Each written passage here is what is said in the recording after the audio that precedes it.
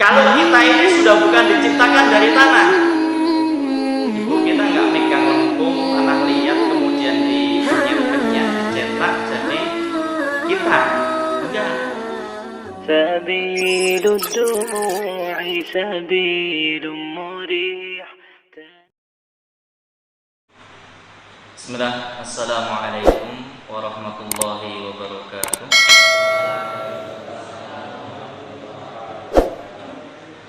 Alhamdulillah ala ihsanih wa syukru lahu ala taufiqihi wa amtinanih. Asyhadu an la ilaha illallah wahdahu la syarika lahu ta'ziman li sya'nih. Wa asyhadu anna Muhammadan 'abduhu wa rasuluhu da'in ila ridwanih. Allahumma salli wa sallim wa barik ala Muhammadin wa ala alihi wa ashabihi wa ikhwanih. Yaqulullah tabaraka wa ta'ala fi kitabihil karim. A'udzu billahi minasyaitonir rajim. Bismillahirrahmanirrahim. Ya ayyuhalladzina amanu taqullaha haqqa tuqatih wa la tamutunna illa wa antum muslimun. Ya ayyuhan nasu taqu rabbakumul ladzi khalaqakum min nafsin wahidah wa khalaqa minha zawjaha wa batha minhuma rijalan katsiran wa nisaa'a wa taqullaha alladzi tasaaluna bihi wal arham innallaha kana 'alaikum raqiba. Ya ayyuhalladzina amanu taqullaha wa qulu qawlan sadida yuslih lakum a'malakum wa yaghfir lakum dhunubakum wa may yuti'illaha wa rasulahu faqad faza fawzan 'azima. Qala nabiyyuna Muhammadin sallallahu alaihi wasallam khairukum man ta'allama al-Qur'ana wa 'allamahu wa qala fi haditsil akhar ittaqillaha aitsuma kunta wa atbi'is sayyi'ata al-hasanata tamhuha wa khaliqin nas bi khuluqin hasanin. Asyrarul muslimin, jemaah majelis ilmu yang dimuliakan oleh Allah Subhanahu wa taala, bersyukur kita kepada Allah di malam hari ini. Allah Subhanahu wa taala masih berikan kepada kita nikmat yang begitu agung, nikmat yang begitu banyak.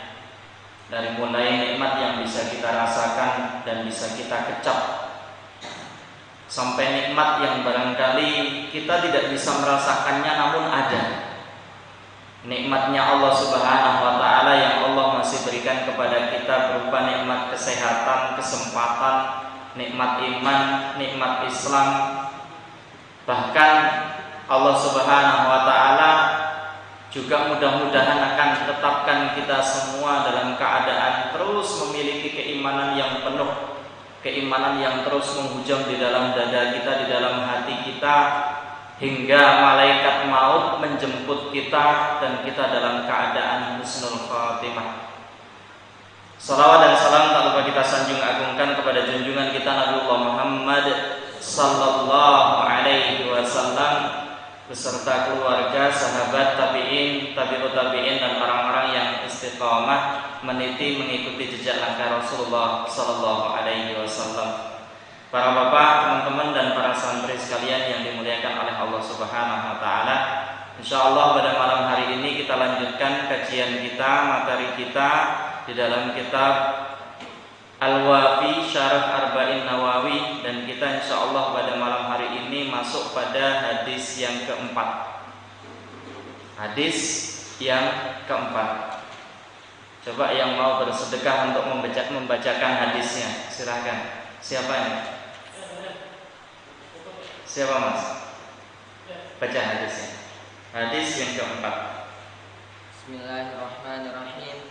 An Abi Abdurrahman Abdullah bin Mas'ud radhiyallahu anhu qala haddatsana Rasulullah sallallahu alaihi wasallam wa huwa as-sadiqul masduq inna ahadakum yujma'u khalquhu fi batni 40 yawman nutfah thumma yakunu 'alaqatan mithla dhalik thumma yakunu mudghatan mithla dhalik thumma yursalu ilayhi al-malaku fayanfukhu fihi ar-ruh wa yu'maru bi arba'i kalimatin bi kadbi rizqi wa ajalihi wa amalihi wa syaqiyyun aw sa'id fa wallahi alladhi la ilaha ghairu inna ahadakum la ya'malu bi 'amali ahli al-jannah hatta ma yakunu bainahu wa bainaha illa dhira' fa yasbiqu 'alaihi al-kitab fa ya'malu bi 'amali ahli an-nar fa yadkhuluha wa inna ahadakum la ya'malu bi'amali ahli an-nar hatta ma yakunu bainahu wa bainaha illa dhira' fa yasbiqu 'alaihi al-kitab fa ya'malu bi'amali ahli al-jannah fa yadkhuluha. Rawahul Bukhari wa Muslim. Baik, terjemahannya ada terjemahannya kan di buku? Ada? Siapa yang membacakan terjemahannya? Silakan.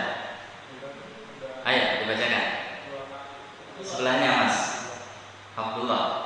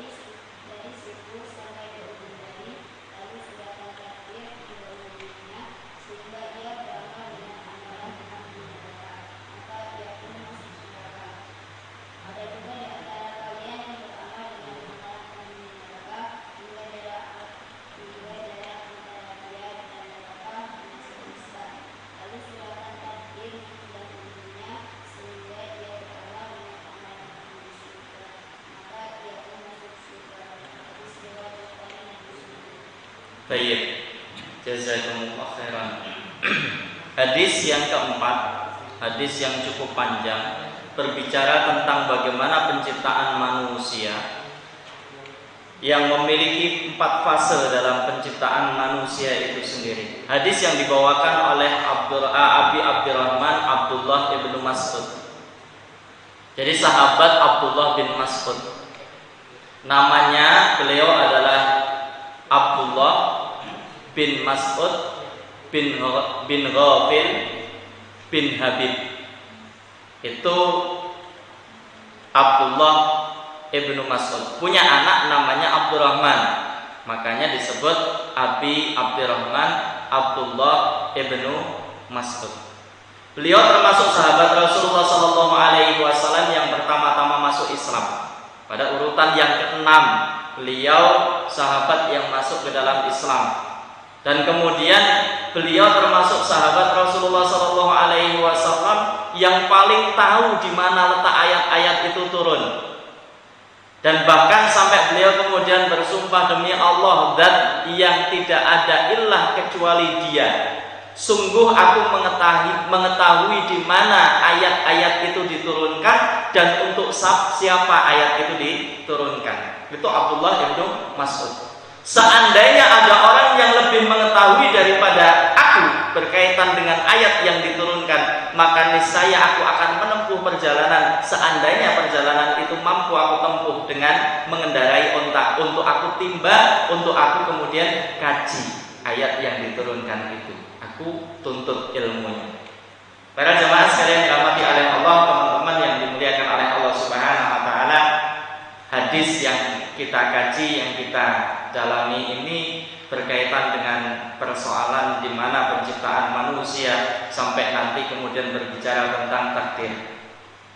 Para jemaah yang dimuliakan oleh Allah Subhanahu wa taala, hadis ini bisa dilihat di dalam Sahih Bukhari, di dalam kitab Badaul Khalqi bab Dzikrul Malaikah, hadis nomor 3036. Kemudian juga ada pada bab Al-Qadru wal Anbiya. Kemudian di dalam Sahih Muslim, hadis ini bisa dilihat di nomor hadis 2643. Demikian juga di dalam Sunan Abu Dawud, di dalam Sunan At-Tirmidzi, kemudian dalam Sunan Imam Ibnu Majah, itu semua dimuat hadis yang sama atau hadis yang senada. Ini menunjukkan bahwasanya hadis ini tidak hanya dibawakan oleh Imam Bukhari, tidak hanya dibawakan oleh Imam Muslim, dan banyak di antara imam-imam hadis yang lainnya itu membawakan hadis yang sama.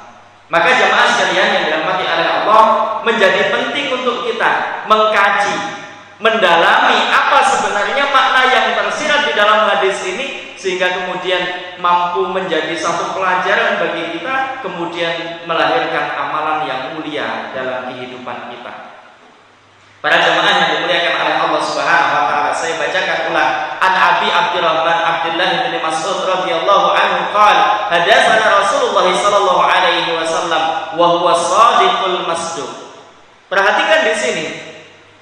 Ketika Rasulullah sallallahu alaihi wasallam hendak menyampaikan tentang perkara yang itu mungkin bisa jadi menurut pemikiran kita adalah perkara yang sangat besar, perkara yang tidak mungkin diketahui kecuali oleh orang-orang yang sudah bertitel tinggi, sudah mengenyam pendidikan. Barangkali justru malah di sini Rasulullah sallallahu alaihi wasallam yang dianggap sebagai ummiyun, sebagai orang yang tidak mengetahui baca tulis tapi ternyata mengabarkan.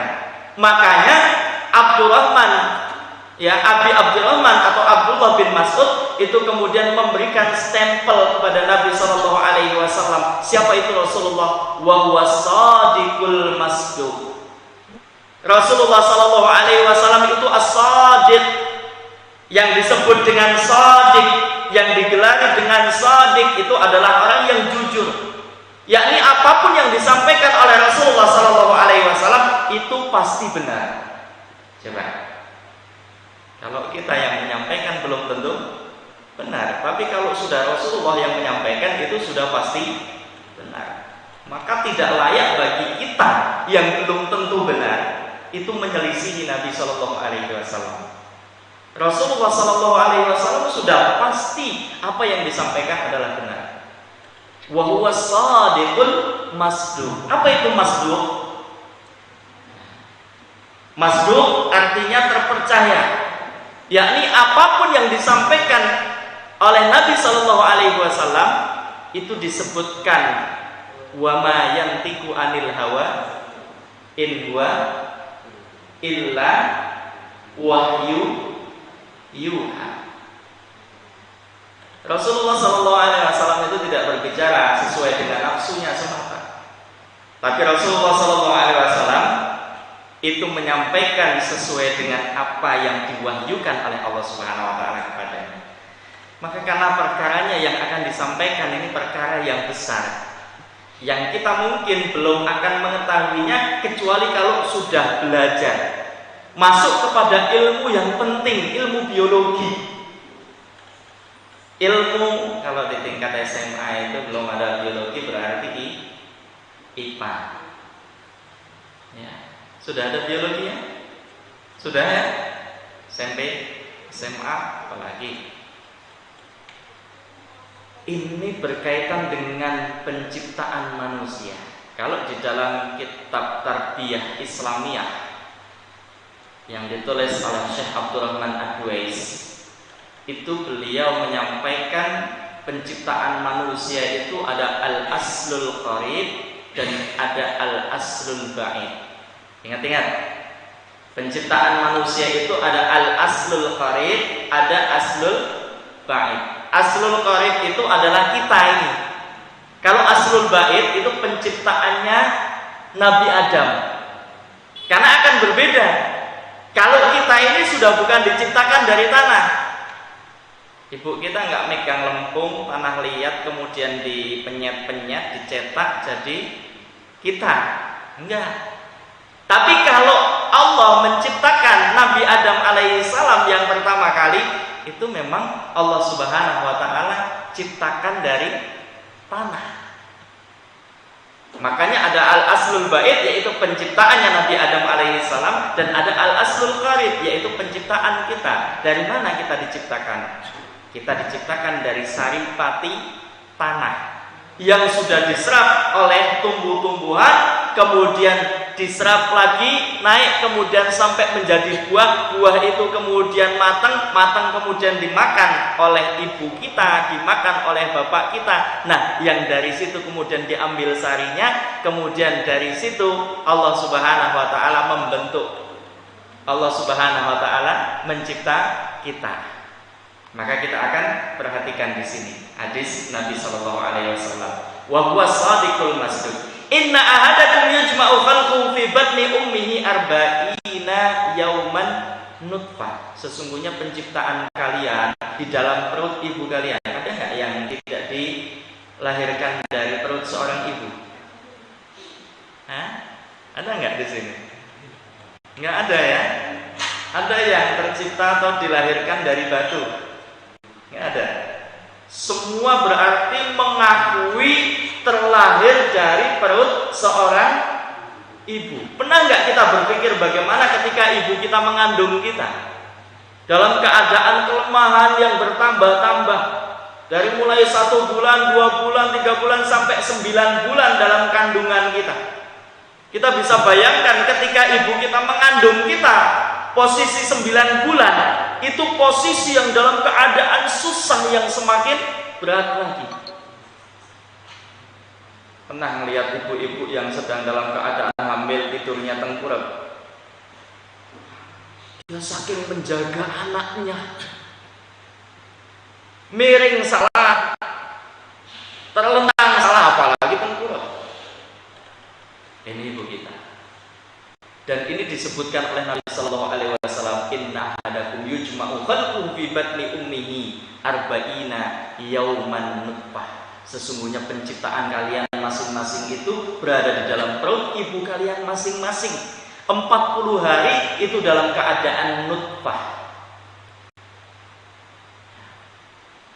Tsumma yakunu alaqatan misla dzalik. Kemudian dari nutfah itu Allah jadikan 40 hari berikutnya menjadi segumpal darah. Alaqah.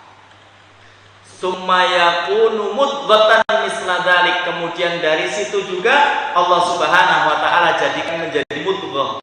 Mudghah itu segumpal daging dalam 40 hari berikutnya. 40 hari nutfah, 40 hari alaqah, 40 hari mudghah. Berarti berapa hari ini? 40 kali 3 berapa? 120 hari. 120 hari berapa bulan? 120 hari berapa bulan? Loh, kok bingung? 120 hari kalau 1 bulan 30 hari berarti 4 bulan. Di usia 4 bulan kita berada di dalam kandungan inilah Allah Subhanahu wa taala mengutus malaikat untuk meniupkan ruh. Ditiupkanlah ruh kepada kita. Mulailah kita bergerak, mulailah kita ada ruhnya pada usia 4 bulan. Kerasa enggak pada waktu itu? Kerasa enggak? Enggak kerasa kita. Ya. 4 bulan ini sudah ada ruhnya, sudah ditiupkan ruhnya. Bukan cuma ditiupkan ruhnya, tapi juga ditulis. Apa yang ditulis? Takdirnya. Malaikat sudah menulisnya, mencatatnya semenjak kita pada kandungan berusia 4 bulan. Apa yang dicatat oleh malaikat dari takdir kita yang ketika itu kita berada di dalam kandungan ibu kita? Apa? Ajalnya dituliskan, amalnya dituliskan, syaqiyun aw sa'idun, kemudian bahagia atau sengsaranya, itu sudah dituliskan oleh Allah Subhanahu wa ta'ala. Dicatat. 4 perkara itu sudah ditulis oleh malaikat semenjak kita berada di dalam perut ibu kita, dan pada waktu itu baru berusia 4 bulan. Terus seperti itu mulai diberikan rezeki, Masya Allah, rezeki kita disempurnakan oleh Allah Subhanahu wa Ta'ala, dan setiap kali berganti berubah itu selalu Allah Subhanahu wa Ta'ala sudah menyiapkan rezekinya. Dari mulai kita berada di dalam kandungan ibu kita pernah berpikir enggak bagaimana kita mencicipi kelanting, bagaimana kita mencicipi gedok, bagaimana kita mencicipi roti, bagaimana kita mencicipi macam-macam yang dimakan oleh ibu kita. Ternyata kita juga ikut merasakannya, dan itu ditransfer ke dalam diri kita ketika kita berada di dalam kandungan ibu kita hanya melalui tali pusar. Ketika 9 bulan sudah genap, sudah siap untuk lahir, maka Allah putus jalan rezeki itu tadi. Jalan yang biasanya kita mendapatkan rezeki melalui tali pusar itu diputus. Kita lahir, yang nggak nangis biasanya diwadahi tampahnya dipukuli. Di sini gitu nggak Pak? Nggak ya. Ada di sebagian tempat itu kalau yang bayinya tidak nangis itu disiapin tampah atau tambir, dipukuli, digedok-gedok gitu supaya bisa nangis. Kalau lahir kemudian tidak nangis itu biasanya juga rawan menjadi bisu. Makanya sebisa mungkin harus nangis. Tapi secara alamiah setiap bayi yang lahir itu mesti nangis. Ada beberapa sebab kenapa bayi itu nangis. Di antaranya karena melihat dunia. Dia kaget, dunia yang begitu banyak pernak-perniknya. Sudahlah begitu juga dia menangisi dengan janji yang pernah dia ucapkan ketika Allah Subhanahu wa Ta'ala mengambil janji darinya. Alastu birabbikum qalu bala syahidna. Ketika kita berada di dalam rahim ibu kita, itu kita sudah diambil sumpah oleh Allah Subhanahu wa Ta'ala. Bukankah aku adalah Rabbmu? Bukankah aku adalah Tuhanmu? Dan semua kita bersaksi, iya betul engkau adalah Rabbku, engkau adalah Tuhanku. Tapi ternyata begitu lahir, gede, tambah gede, banyak juga yang lupa, tidak ingat kepada Tuhannya yang telah menciptakan dia. Makanya bayi yang lahir itu kemudian menangis.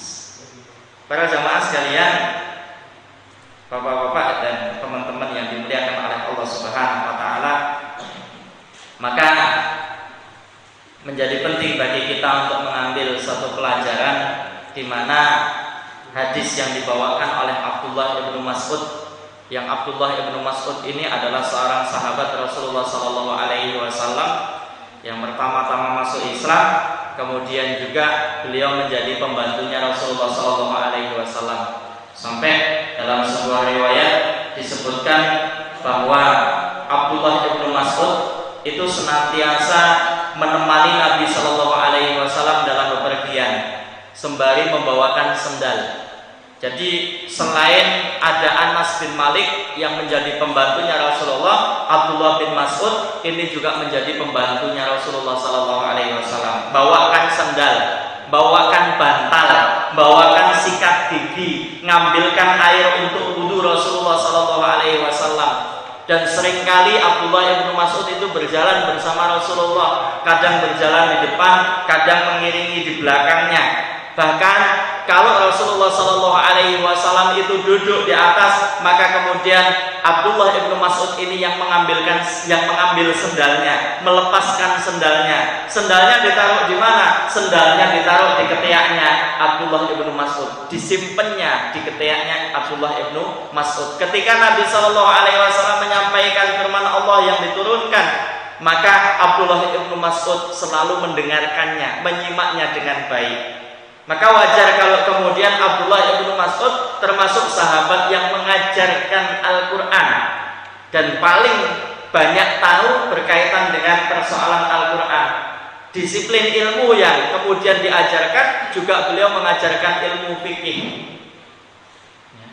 Jamaah yang dimuliakan oleh Allah Subhanahu wa Ta'ala, ini sekilas berkaitan dengan Abdullah bin Mas'ud, sahabat yang membawakan hadis ini. Nah, apa pelajaran yang bisa kita petik dari hadis yang mulia ini? Yang pertama, kita akan melihat bagaimana tahapan perkembangan janin yang sudah kita sebutkan tadi, bahwasannya Rasulullah Shallallahu Alaihi Wasallam menyampaikan perkembangan janin di dalam perut ibu kita masing-masing itu selama 40 hari dalam keadaan nutfah, 40 hari dalam keadaan alaqah, 40 hari dalam keadaan mudghah. Dan ini didasarkan kepada banyak ayat di dalam Al-Qur'an. Allah Subhanahu wa taala berfirman, di antaranya bisa dilihat ya para santri yang sudah hafal ayatnya. Al-Qur'an surah Al-Hajj ayat yang kelima. Ada yang sudah hafal surah Al-Hajj? Sudah Mas? Ya, surah Al-Hajj. Surat keberapa surat Al-Hajj itu?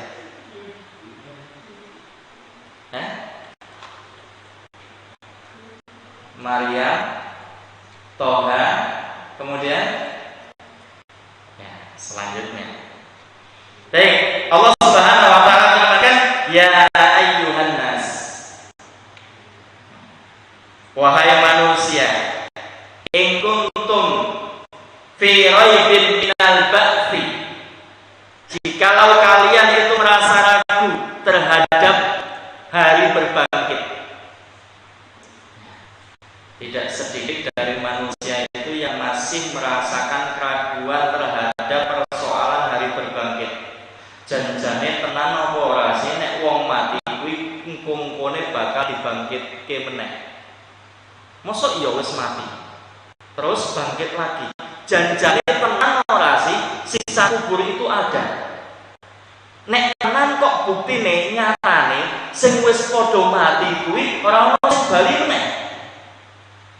Kadang-kadang begitu berpikirnya. Ya. Yang sudah meninggal dunia itu ternyata tidak ada yang kembali lagi. Berarti kan di sana nyaman-nyaman saja. Mungkin gambarannya begitu.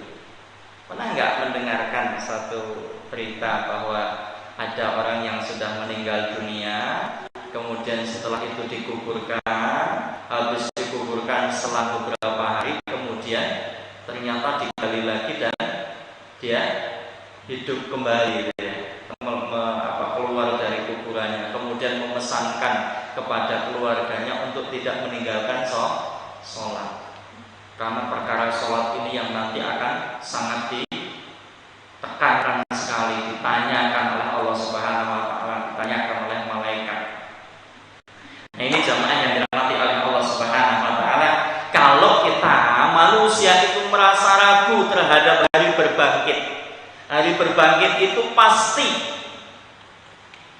Hari berbangkit itu pasti, dan semua kita nanti akan mengalami fase itu. Diwafatkan oleh Allah Subhanahu wa taala setelah kehidupan dunia ini. Kemudian setelah diwafatkan kemudian oleh Allah Subhanahu wa taala dibangkitkan di alam kubur. Kita mengalami fase yang namanya alam barzakh. Di barzakh atau di kubur itu kemudian kita akan mendapatkan nikmat ataukah mendapatkan sengsara. Kenikmatannya akan diberikan kepada orang-orang yang beriman. Sementara kesengsaraan itu juga akan diberikan kepada orang-orang yang tidak mau beriman kepada Allah Subhanahu wa taala, yang kufur kepada Allah Subhanahu wa taala. Selama itu pula kita akan mengalaminya. Yang dikasih nikmat berarti dia merasakan nikmat sampai nanti dibangkitkan oleh Allah Subhanahu wa taala. Yang mendapatkan kesengsaraan juga akan menunggu sampai hari berbangkit. Coba bayangkan, kalau antara kita meninggal dunia sampai nanti kiamat itu terjadi, taruhlah nggak usah lama-lama, Pak. 100 tahun saja kita bisa hitung gitu. Kalau 1 hari di dunia itu sama dengan sekian ribu tahun di akhirat, berarti berapa lama itu siksaan yang akan dirasakan di alam kubur. Nunggu sampai nanti kemudian dibangkitkan oleh Allah Subhanahu wa taala. Bagaimana cara membangkitkannya? Allah Subhanahu wa taala akan membangkitkan kita itu dari tulang-tulang ekor kita. Maka tulang yang terakhir kali hancur ketika manusia itu dikuburkan itu dari tulang ekornya. Cari tulang ekornya itu masih ada. Dibangkitkan oleh Allah Subhanahu wa taala. Bagaimana cara membangkitkannya? Seperti kalau kita punya kedelai, kita punya kacang hijau, kemudian kita buat semaian seperti kita mau membuat kecambah. Kita siram, kita perciki air, kemudian tiba-tiba keluar apa itu? Akarnya. Seperti itulah nanti gambaran kita akan dibangkitkan oleh Allah Subhanahu wa taala. Insyaallah. Makanya Allah Subhanahu wa taala sebutkan dalam surah Al-Hajj ini, ketika manusia itu mengalami keraguan dalam persoalan hari berbangkit, fa inna khalaqnakum min turab, sesungguhnya kami menciptakan kalian itu dari turab. Turab itu apa, Mas? Turab itu tanah atau debu tanah. Kita diciptakan dari tanah. Summa nutfah, kemudian dari nutfah. Nutfah itu adalah apa, Mas? Nutfah itu sperma atau mimmani yumna.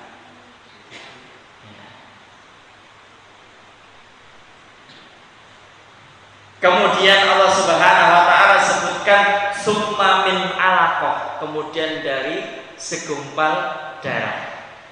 Summa min mudghah, kemudian dari segumpal daging. Insyaallah begitu hinanya kita. Kehinaan ini yang seharusnya menjadikan kita semakin tunduk kepada Allah. Tidak ada satu pembenaran bagi kita untuk menyombongkan diri ketika hidup di atas muka bumi ini. Karena kita diciptakan dari satu tempat yang begitu hina, begitu rendah. Untuk apa kemudian kita harus menyombongkan diri? Allah ciptakan kita dari barang yang sepele, mimani yumna, atau min nutfatin amsaj. Insyaallah para bapak dan para santri sekalian yang dirahmati oleh Allah Subhanahu wa taala, makanya mari kita mentafakuri bagaimana ciptaan Allah Subhanahu wa taala ketika Ia menciptakan kita, dan kemudian kita semakin tunduk, semakin khusyuk, semakin patuh kepada Allah Subhanahu wa taala. Ini hikmah yang pertama. Kandungan yang pertama, di mana Allah Subhanahu wa taala menciptakan kita dengan tahapan-tahapannya yang begitu sempurna. Ustaz, katanya semua penciptaan manusia itu sempurna, Ustaz. Tapi bagaimana ketika ada bayi yang terlahir ternyata dalam keadaan seperti ini? Misalnya tangannya cuma satu, berarti tidak sempurna. Itu juga sempurna. Sempurnanya penciptaan Allah Subhanahu wa taala. Dikatakan sempurna penciptaan Allah Subhanahu wa taala. Kemudian kandungan hadis yang berikutnya yang kedua, peniupan roh. Di berapa bulan tadi roh itu ditiupkan? 4 bulan. 4 bulan ditiupkan roh. Para ulama sepakat bahwa roh itu ditiupkan pada janin ketika janin berusia 120 hari, terhitung sejak bertemunya sel sperma dengan ovum. Ya. Artinya peniupan tersebut itu ketika janin berusia 4 bulan penuh, sempurna 4 bulan itu sudah mulai ditiupkan roh. Kalau demikian berarti ketika seorang ibu sudah hamil, usianya sudah 4 bulan, yang maknanya roh itu sudah ditiupkan, maka yang berikutnya larangan untuk seorang ibu melakukan aborsi. Ini masuk kepada kajian fikih. Apa itu aborsi? Menggugurkan kandungan. Ini biasa terjadi. Karena nggak jelas siapa bapaknya, akhirnya sang ibu harus rela menggugurkan kandungannya. Pakai apa? Banyak. Ya, ada yang minum obatan warung terus menerus, supaya apa? Supaya kemudian keguguran. Ada yang makan nanas banyak-banyak, ada yang macam-macam. Ya. Maka larangan untuk melakukan aborsi. Bahkan sekiranya ada orang yang melakukan aborsi, itu sama seperti membunuh manusia. Ini menjadi pelajaran bagi kita semua. Kemudian yang berikutnya, kandungan hadisnya adalah Allah Subhanahu wa taala Maha mengetahui. Allah Maha tahu. Allah Subhanahu wa taala mengetahui kondisi manusia sebelum mereka diciptakan. Bahkan Allah Subhanahu wa taala juga tahu tentang bagaimana keimanan manusia itu. Allah Subhanahu wa taala juga tahu tentang ketaatannya. Allah juga tahu tentang kekufurannya. Allah Subhanahu wa taala juga tahu kemaksiatan yang dia perbuat. Bahkan kemudian kebahagiaan dan kesengsaraannya itu juga diketahui oleh Allah Subhanahu wa taala. Maknanya Allah Subhanahu wa taala yang Maha tahu itu tidak mungkin akan terselip dari kita yang tidak diketahui olehnya. Semuanya akan diketahui oleh Allah Subhanahu wa taala. Lalu apa yang akan kita banggakan kalau sudah seperti itu? Apakah kemudian kita akan bersembunyi di balik tembok yang kokoh sekalipun? Atau mungkin kita akan bersembunyi di bawah lubang semut yang dalam sekalipun? Atau mungkin kita akan bersembunyi untuk melakukan kemaksiatan di dalam lautan yang begitu dalam dan begitu gelapnya? Semua itu tidak akan menyembunyikan kita dari pengawasan Allah Subhanahu wa taala. Kalau ini semuanya meyakini, semua memahami, insya Allah dunia ini akan menjadi dunia yang kemudian baik perjalanannya. Kenapa? Karena semuanya akan takut terhadap dosa. Wah, semua yang kita ketahui, apa yang kita lakukan itu diketahui sama Allah. Oh, ketika saya bersembunyi di sini ternyata Allah.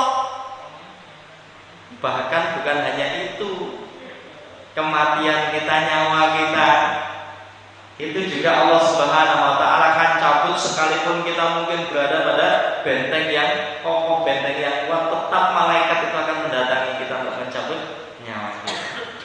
Maka para jamaah yang dimuliakan oleh Allah Subhanahu wa taala, kita juga bisa melihat di dalam Al-Qur'an surat Asy-Syams ayat yang ke-7 sampai ayat yang ke-10. Coba surat Asy-Syams ayat ke-7 sampai ayat ke-10. Siapa Mas yang mau bacakan, Mas?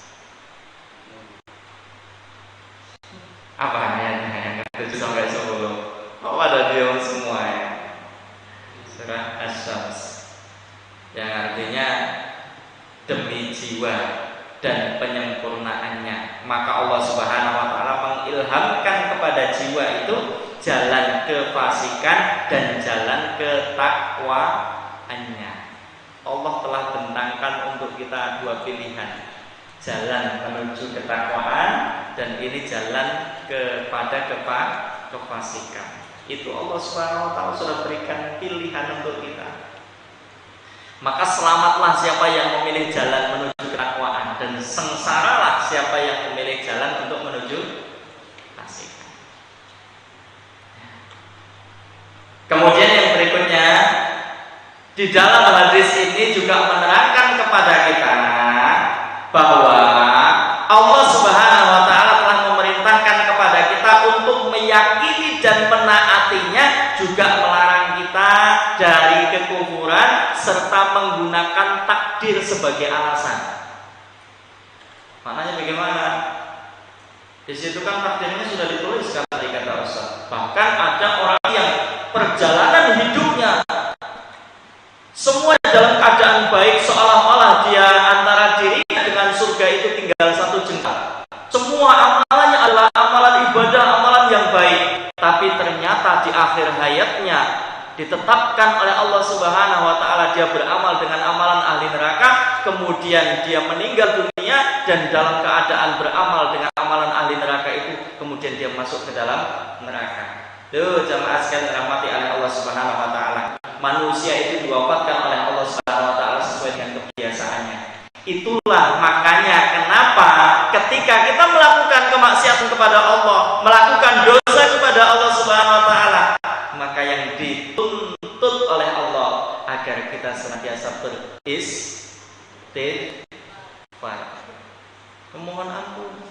minta kepada Allah Subhanahu wa taala supaya diampuni. Karena dengan ampunan itu harapan kita nanti ketika ditetapkan oleh Allah Subhanahu wa taala di penghujung hayat, di penghujung ajalnya itu, kita tidak teringat dengan kemaksiatan-kemaksiatan itu dan kemudian kita kembali. Ya, maknanya begini. Seseorang itu sudah terbiasa melakukan dosa. Taruhlah misalnya dia adalah seorang pezina, dia melakukan zina,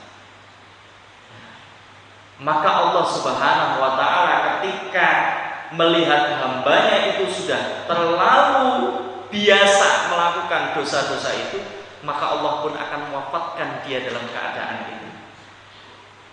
Tapi ketika kemudian dia terjerumus kepada dosa dan dia kembali kepada Allah Subhanahu wa ta'ala, dengan kembalinya dia beristighfar kepada Allah, bertobat kepada Allah Subhanahu wa taala, maka itu juga akan menjadikan baginya jalan di mana ketika nanti Allah mencabut nyawanya, oh ini termasuk orang yang baik, maka kemudian dicabutlah dalam keadaan baik dan kemudian dimasukkan ke dalam surganya Allah Subhanahu wa taala.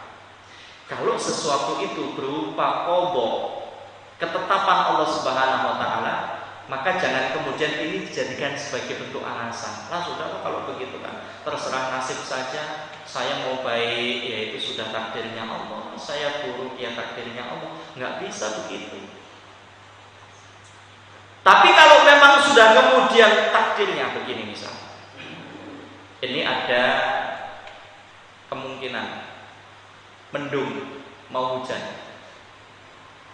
Kita mau berangkat kajian, mau berangkat ke majelis ilmu, sudahlah pasrah saja. Nek udan ya udan, nek ora udan ya alhamdulillah. Kita belum berangkat, tapi tidak ada upaya. Upaya itu apa maksudnya? Upaya kita itu ada usaha untuk cari mantel, bawa mantel, nanti persiapan kalau hujan. Yang penting sudah ada mantel, ada persiapannya. Ketika ternyata kemudian tidak hujan, ya jangan kemudian kita menyalahkan, buat apa tadi saya bawa mantel. Atau yang tidak bawa mantel, kemudian ternyata betulan turun hujan, ya jangan kemudian menyalahkan, waduh kan, coba kalau tadi bawa mantel, ini sudah takdir kalau sudah terjadi. Tapi tadi pilihan. Artinya Allah membentangkan bagi kita dua jalan, jalan kebaikan, jalan keburukan, itu menjadi pilihan untuk kita, bukan kemudian ekstremo ing pandum. Sudah, saya terima saja. Mau jadi orang baik ya baik, mau dijadikan orang buruk ya buruk. Akhirnya dia nggak punya pilihan. Allah Subhanahu wa taala itu kan memberikan pilihan, ada konsekuensinya. Kalau kamu baik, ini loh surga buatmu. Kalau kamu buruk, ini loh neraka balasannya. Maka kira-kira kalau ada dua pilihan seperti itu, kita mau pilih yang mana? Pilih baik dapat surga, atau pilih buruk dapat neraka? Pilih baik dapat surga. Ya. Jelas sampai di sini? Jelas mas? Jelas ya? Jelas. Baik. Jamaah sekalian yang dirahmati Allah Subhanahu wa taala.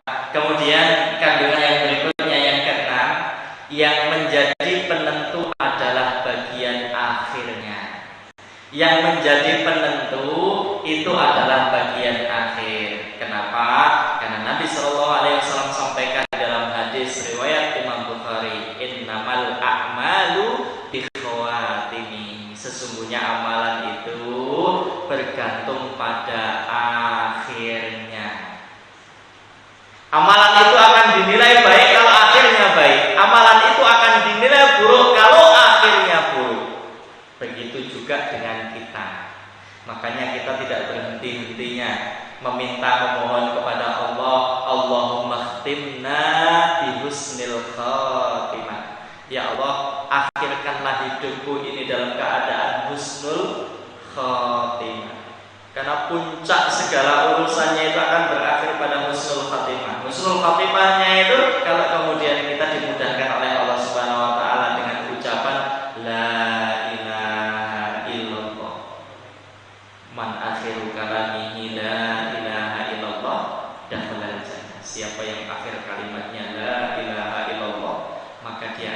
masuk ke dalam surga.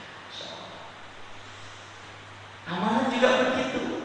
Di awalnya ya saya pokoknya mau berangkat sholat ibadah kepada Allah supaya bisa khusyuk, ikhlas lillahi ta'ala. Berangkat dari rumah ikhlas. Bismillah. Tawakkaltu 'ala Allah la haula wala quwata illa billah. Doa berangkat berjalan ke masjidnya. Allahumma ja'al fi qalbi nuran wa fi sam'i nuran wa fi basari nuran. Terus hafal belum doa mau berangkat ke masjid? Nah, ini dihafalkan, nanti kapan-kapan dituliskan.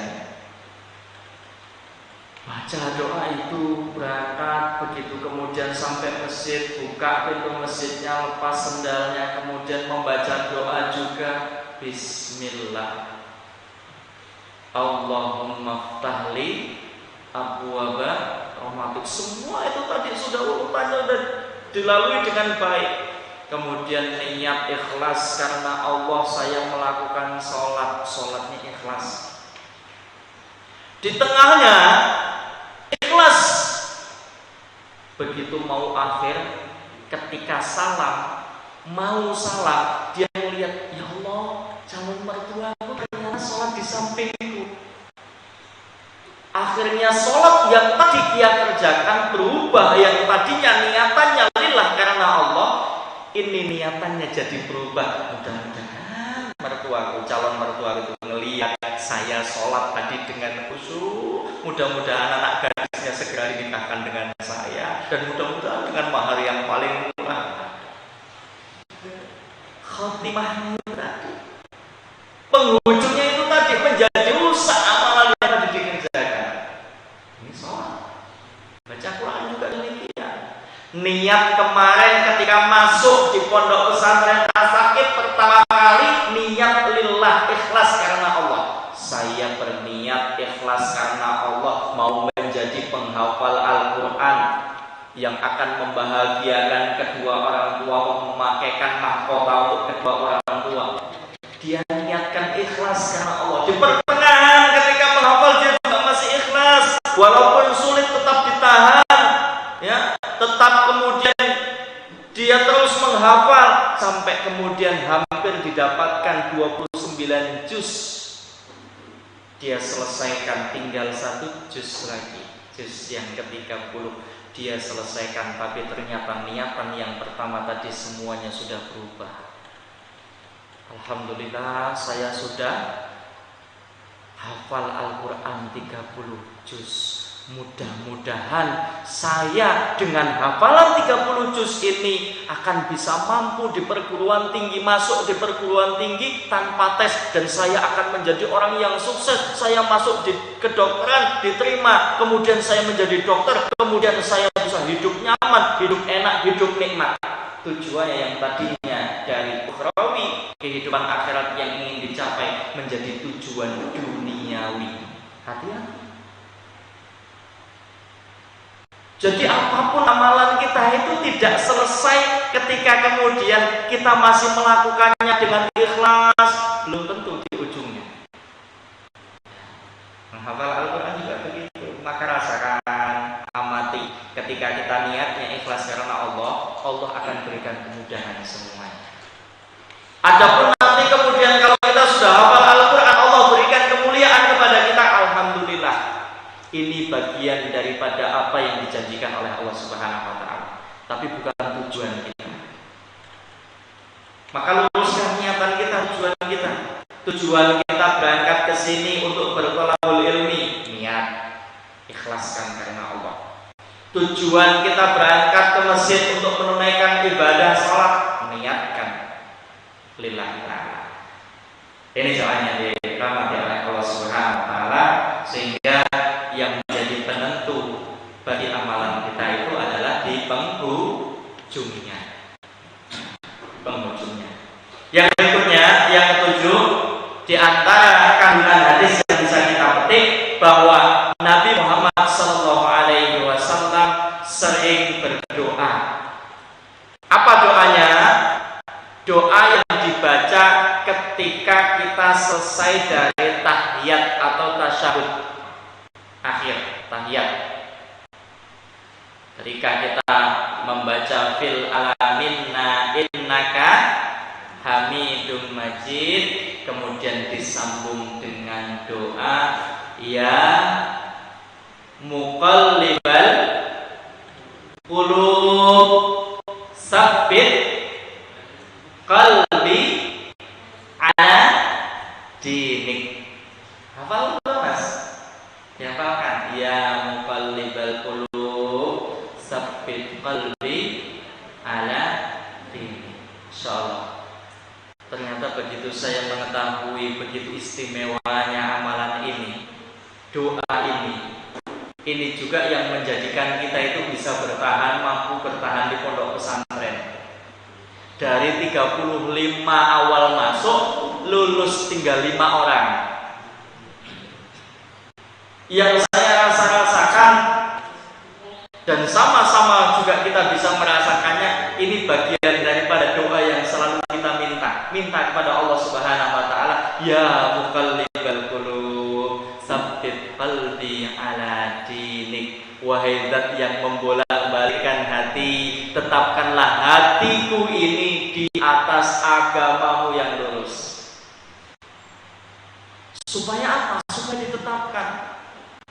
Jadi kalau yang namanya santri hidup di pesantren, kadang-kadang uang jajannya itu telat, nangis, masuk kamar mandi.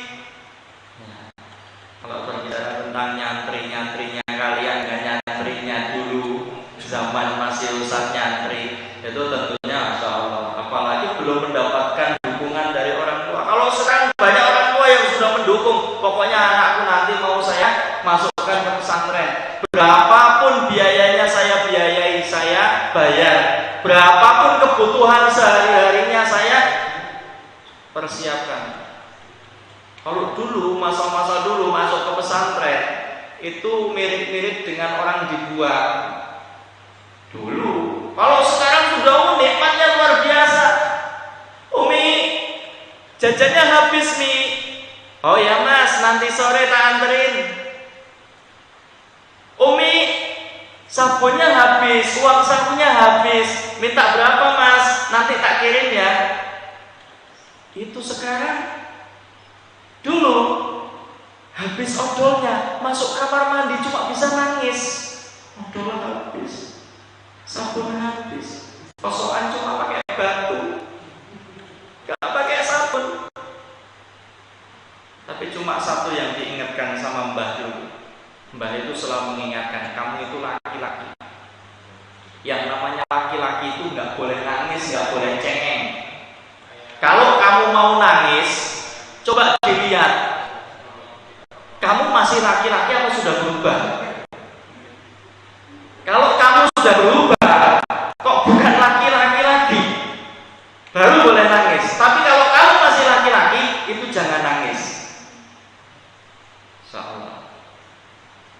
Jadi jemaah yang dirahmati oleh Allah, para santri sekalian, sebagai penguat untuk kita semua. Ternyata perlu kita berdoa dengan doa ini. Supaya apa? Supaya kita diberikan kemampuan, kekuatan, ketabahan, ketahanan oleh Allah Subhanahu wa taala ketika menghadapi gocangan. Ya Allah, orang yang mau pesantren iki koyo ngene jebulane. Enggak ada enak-enaknya, makan ngantri, mau mandi ngantri, apalagi nikmatnya itu nanti akan dipetik kalau sudah selesai. Maka doa dengan doa ini, ya muqallibal qulub tsabbit qalbi ala dinik. Ya, Nabi SAW senantiasa berdoa dengan ini, wahai zat yang membolak-balikkan hati, teguhkanlah hatiku dalam agamamu. Dalam riwayat Imam Muslim, Rasulullah SAW itu kemudian juga bersabda, sesungguhnya hati seluruh manusia itu berada baina asabi'i rahman, berada di atas jari jemarinya Allah. Jadi hati kita itu ada di antara jari jemarinya Allah. Allah yang membolak-balikkannya, Allah yang menggenggam hati kita. Maka kita kita minta supaya diarahkan, supaya senantiasa diteguhkan dalam ketakwaan. Yang berikutnya, di dalam hadis ini terkandung makna yang disampaikan oleh Imam Ibnu Hajar Al-Haytami. Beliau berkata, sesungguhnya akhirat yang buruk itu diakibatkan oleh bibit keburukan yang ada di awal. Maka perhatikan betul bagaimana kita mendidik anak-anak kita bagi orang tua. Perlunya kita mendidik dari awal supaya mereka memiliki pondasi keimanan. Dan itu dasar paling vital bagi anak-anak kita atau bagi orang tua untuk memberikan pendidikan. Dan pendidikan itu yang pertama memang kita harus hiasi kehidupan mereka dengan Al-Quran. Kalau anak itu sudah tertanam di dalam dirinya, kehidupannya sesuai dengan apa yang diarahkan dalam Al-Quran, insya Allah meskipun mungkin nanti tingkat SMP, tingkat SMA-nya dia akan kolab, mungkin akan sedikit keluar dari rambu-rambu, tapi karena Al-Quran sudah ditanamkan dari awalnya, maka insya Allah dia akan kembali lagi. Sebaliknya, kalau kita salah menanam di awal, maka untuk kembali lagi nantinya itu akan sangat sulit. Itulah pentingnya kita mengembalikan pendidikan di awal kepada anak-anak kita itu dengan pendidikan Al-Quran. Dan hari ini Masya Allah di banyak tempat menjamur istilahnya. Banyak sekali pondok-pondok pesantren, tempat-tempat menghafal Al-Quran, tempat-tempat pendidikan yang mendidik anak-anak kita untuk kemudian belajar Al-Quran. Dan ini mestinya menjadi kebahagiaan bagi setiap orang tua. Kalau sudah seperti ini yang ada, insya Allah anak-anak kita akan menjadi generasi-generasi yang nanti menghiasi kehidupan ini dengan kesolehan. Tapi sebaliknya, kalau kita juga tidak menanamkan dari awal, jangan-jangan nanti bukan dihiasi dengan kebaikan, tapi di akhir nanti kehidupan itu justru malah akan dihiasi dengan keburukan-keburukan. Kita berdoa kepada Allah Subhanahu wa Ta'ala, mudah-mudahan anak-anak kita juga diistiqomahkan oleh Allah dalam bertolakul ilmi, dalam menghafalkan Al-Quran, kemudian diberikan kesolehan, ketakwaan oleh Allah Subhanahu wa Ta'ala, sehingga anak-anak itu kemudian juga akan menjadi aset bagi orang tuanya. Anak mau tidak mau, anak ini aset yang paling berharga bagi orang tua. Bayangkan kalau seandainya kita sudah meninggal dunia, kita punya anak 10 semuanya hafiz Quran. Kita punya anak 10 semuanya rajin beribadah, takwa kepada Allah Subhanahu wa Ta'ala. Luar biasa. Dan itu pentingnya kita punya anak yang banyak. Daripada satu anak atau 2 anak tapi tidak soleh, yang mending 5 anak soleh semua. Betul nggak? Daripada kita punya anak 2 nggak soleh soleha, yang mending kita punya anak 10 soleh soleha semua. Gitu. Tapi kalau 10-10-nya nggak soleh soleha, yo habis juga. Yang terakhir, bahwa tahapan pertumbuhan janin yang dijelaskan di dalam hadis ini belum terdeteksi sebelumnya, tapi baru kemudian terdeteksi oleh ilmu kedokteran pada masa-masa akhir. Masya Allah, banyak Pak bukti-bukti kebenaran yang dibawa oleh Rasulullah SAW itu baru ditemukan di akhir-akhir. Termasuk diantaranya ini berkaitan dengan janin ini baru kemudian ditemukan di akhir-akhir. Kemudian juga diantaranya bukti kebenaran ini, bukti kebenarannya Rasulullah SAW. Kenapa sih ketika ada bejana yang dijilat oleh anjing, itu perintahnya bukan hanya sekedar dicuci dengan sabun, dengan deterjen, dengan air, tidak. Tapi salah satu dari ketujuh pencucian itu haruslah menggunakan tanah. Dan tanah itu tidak bisa digantikan dengan bom, dengan rinso, dengan deterjen apapun yang paling bagus, paling handal sekalipun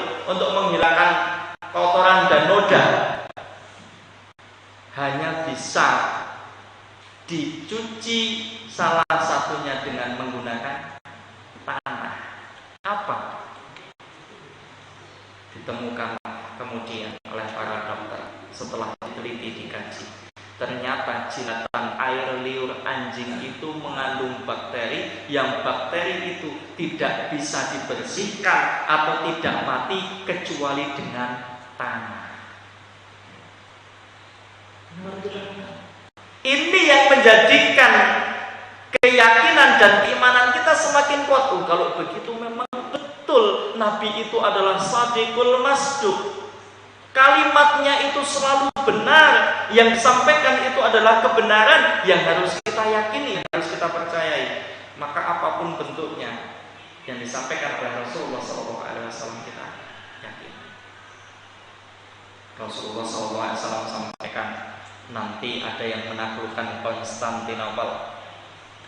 Maka hal itu kemudian juga terbukti. Sampai ketika Rasulullah juga menyampaikan bahwa nanti di akhir zaman itu ada satu masa yang terjadi yang disebut dengan terjadinya dukhon. Kegelapan akan menyelimuti, kabut yang akan menyelimuti. Itu pun harusnya kita yakini.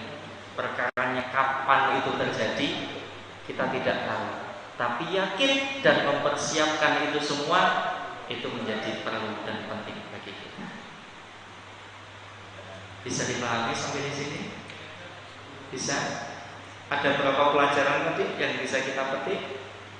Banyak pelajaran di dalam hadis ini. Silahkan nanti diulang-ulang, dibaca kembali, kemudian juga dibaca terjemahannya. Syukur-syukur syarah hadisnya nanti juga dibaca supaya kita mendapatkan gambaran yang penuh. Oh, ternyata Rasulullah itu menyampaikan begini, pelajarannya ini, dan kita harus mengimaninya. Oh, ternyata Rasulullah sampaikan penciptaan kita di dalam rahim. Semua kita diciptakan dari rahim ibu kita. Berarti kewajiban kita adalah taat dan patuh juga kepada orang tua kita. Termasuk siapa yang paling berhak untuk mendapatkan bakti kita? Ibu kita. Ibu. Jangan menjadi orang yang durhaka kepada ibunya. Salah satu tanda di antara tanda-tanda terjadinya hari kiamat itu adalah antalidal ammatu rabbataha, yaitu lahirnya seorang budak yang melahirkan tuannya. Itu maksudnya adalah anak yang durhaka kepada orang tuanya. Allah a'lam bishawab. Ini yang bisa kita sampaikan pada kesempatan malam hari ini. Mudah-mudahan ada manfaatnya bagi kita semua, dan mudah-mudahan Allah Subhanahu wa taala senantiasa limpah curahkan kepada kita keistiqomahan sehingga kita pun diwafatkan oleh Allah Subhanahu wa taala dalam keadaan husnul khatimah, sebagaimana yang ditetapkan tadi di dalam hadis yang tadi kita singgung, kita bahas bahwa kita itu bergantung pada akhirnya. Kalau akhir dari kehidupan kita baik, maka insya Allah kebaikan pula yang akan kita peroleh. Tapi kalau akhir kehidupan kita itu buruk, maka buruk pula nanti di akhiratnya. Allah a'lam bishawab. Qulu qali hadza astaghfirullahaladzim li wa lakum wa lisa'iril muslimin wal muslimat min kulli dhanbin. Billahi taufiq wal hidayah. Assalamualaikum warahmatullahi wabarakatuh.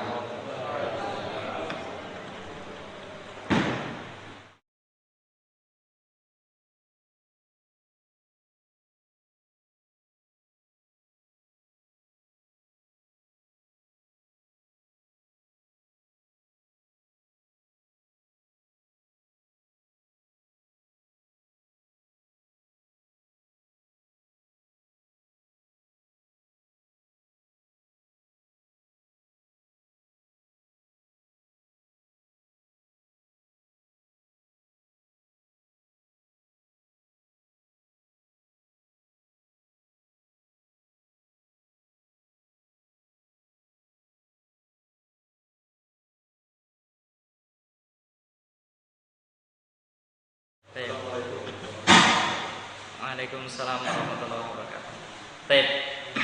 Ketika seseorang itu dalam keadaan ditakdirkan, sudah ditetapkan, maka kita harus memperinci sebenarnya dalam persoalan takdir. Sebab Allah mencatat takdir itu kan ada takdir harian kita, ada takdir mingguan kita, ada takdir bulanan kita, ada takdir tahunan kita. Dan takdir yang dimaksudkan kalau sudah terjadi, maka itulah yang disebut dengan takdir. Tapi kalau belum terjadi, maka itu adalah ketetapan atau qadha. Makanya ada perbedaan antara al-qadha wal qadar.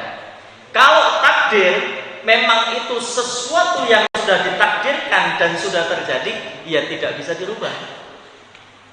Mau dengan apa kita bisa merubahnya?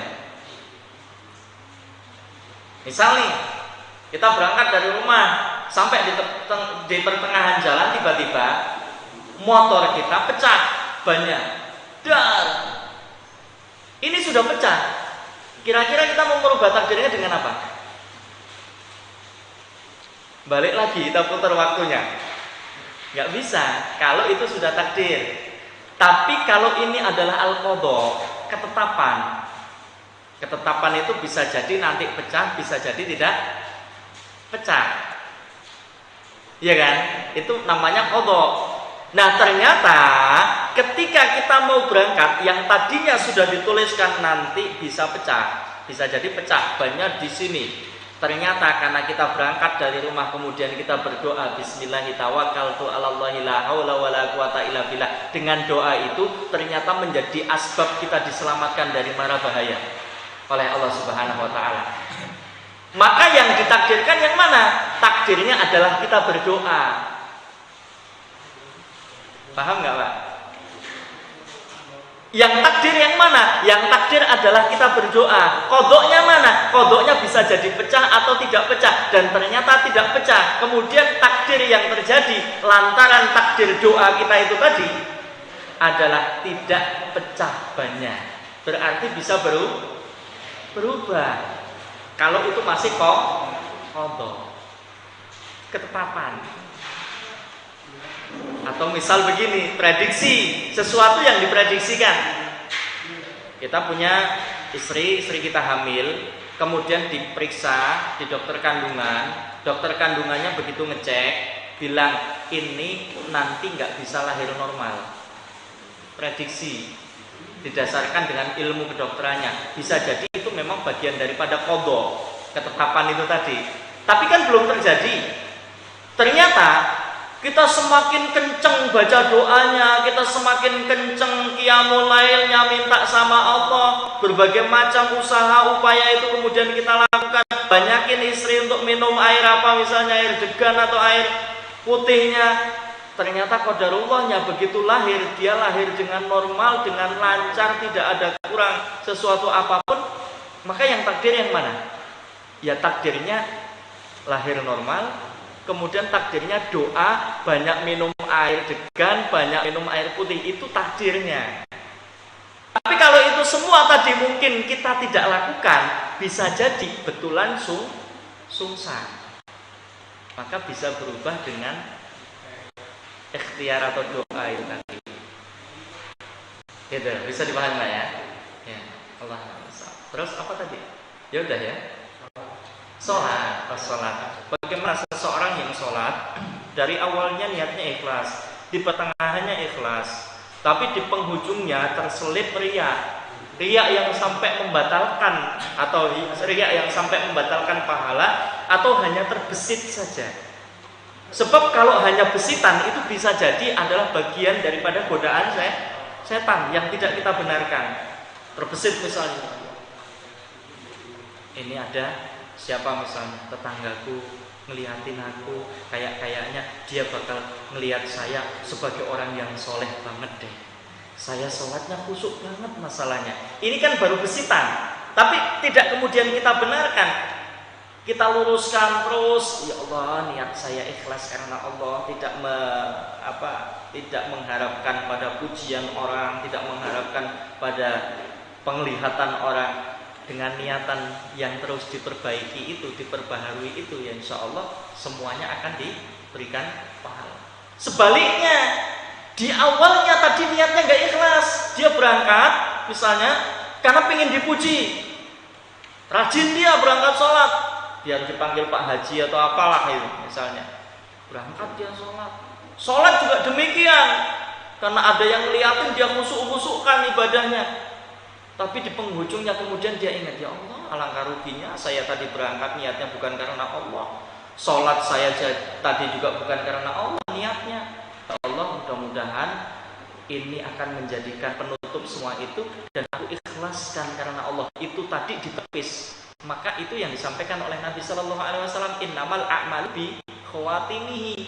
Maka itu dicatat oleh Allah. Yang tadinya mungkin mendapatkan pahala harusnya 50 karena ada kerusakan-kerusakan itu tadi, kemudian karena diniatkan jadi 100%. Misal begitu. Jadi bisa menutup kalau itu ditutup dengan kebaikan. Tapi kalau ditutupnya dengan keburukan, hapus semuanya tadi. Allah a'lam bishawab. Gitu. Makanya perkara niat atau ikhlas itu tidak hanya di awal. Ikhlas itu, niat itu di awal, di tengah, di akhir. Bahkan bukan hanya di akhir, sesudah kita melakukan pun harus tetap menjaga keikhlasan. Sedekah misalnya kita masukkan ke dalam kotak infak 500.000, pleng, niatnya ikhlas dari awal sampai memasukkan itu niatnya ikhlas. Tapi begitu kemudian besok ketemu sama kawannya, kamu nggak tahu sih kemarin saya habis masukin kotak infak, emangnya cuma kamu aja yang bisa infak, saya juga bisa infak kok, 500.000 malahan saya masukin itu kotak infak. Hilang ya. Karena niatnya tadi ikhlas, di ujung, di akhirnya masih ikhlas, tapi ternyata itu menjadikan dirinya bukan ria. Kalau ria itu pengen dilihat orang lain. Tapi kalau sudah diamalkan, pingin didengar oleh orang lain, itu namanya sum'ah. Pingin didengar oleh orang lain. Malahan ada orang yang tidak jadi berinfak gara-gara nggak ada yang meliput. Ya, itu apa namanya, kipas-kipas anginnya dicopot kembali, dibawa pulang. Nggak jadi itu ya. Allah a'lam bishawab. Ada lagi? Ya, monggo. Kira-kira apa hikmahnya ketika mayat itu dikubur daripada dibakar? Terus yang kedua, apakah tanah itu bisa meredam penyakit yang menular, atau karena emang zaman dahulu belum berkembangnya teknologi sehingga jalan terakhirnya itu menggunakan tanah? Baik. Alhamdulillah, wassalatu wassalamu ala Rasulillah, wala haula wala quwata illa billah. Hal itu sama seperti yang tadi kita sampaikan, bahwa ketika Rasulullah Shallallahu Alaihi Wasallam memerintahkan untuk bejana yang dijilat oleh anjing, karena anjing itu air liurnya mengandung bakteri dan bakteri itu tidak bisa hilang kecuali dengan tanah. Begitu juga dengan jasad atau orang yang meninggal dunia, kemudian dimungkinkan itu ada bakteri atau ada virus, ada macam-macam itu tadi, maka itu akan diselesaikan dengan dikuburkan. Tanah itu sifatnya bisa meredam, bisa menetralisir semua jenis bakteri, semua jenis virus, itu tanah. Maka tidak dibenarkan sebenarnya ketika kemudian terjadi banyak kasus flu burung kemudian dibakar. Itu sebenarnya kalau kita tarik kepada hadis Nabi Shallallahu Alaihi Wasallam, perintah untuk menguburkan, perintah kemudian untuk mencuci bejana yang dijilat oleh anjing itu tadi, salah satunya dengan tanah, ya. Di sini hikmahnya. Maka bukan berarti kemudian belum berkembangnya teknologi pada waktu itu. Justru Rasulullah Shallallahu Alaihi Wasallam, wa may yantiqu anil hawa in huwa illa wahyu yuha, dan itu dibuktikan. Ya, itu dibuktikan betul. Allah a'lam bishawab. Gitu ya, Mas ya. Ada yang dibakar?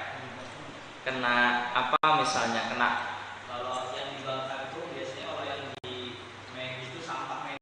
Jadi kan kalau darah itu kan biasanya entah dia orangnya itu kena HIV atau segala macam, nah Jadi daripada dikubur. Tapi media bakarnya itu alat khusus gitu kan. Oh gitu. Timbang dipendem. Daripada dikuburkan. Ya. Ya, Allah alam bisawab. Kalau kemudian ada pertimbangan yang lain, tapi yang jelas secara umum gambarannya kita bisa mengambil hikmah dari hadis Rasulullah SAW tadi. Gitu. Ada lagi yang lain? Cukup? Cukup ya. Cukup. Kasihan yang jauh kalau terlalu malam. Allah alam bisawab. Mudah-mudahan ini ada manfaatnya bagi kita semua. Kita tutup dengan hamdalah dan kafaratul majelis yang begitu. Alhamdulillahirabbil alamin. Subhanakallahumma wa bihamdika asyhadu an la ilaha illa anta astaghfiruka wa atubu ilaik.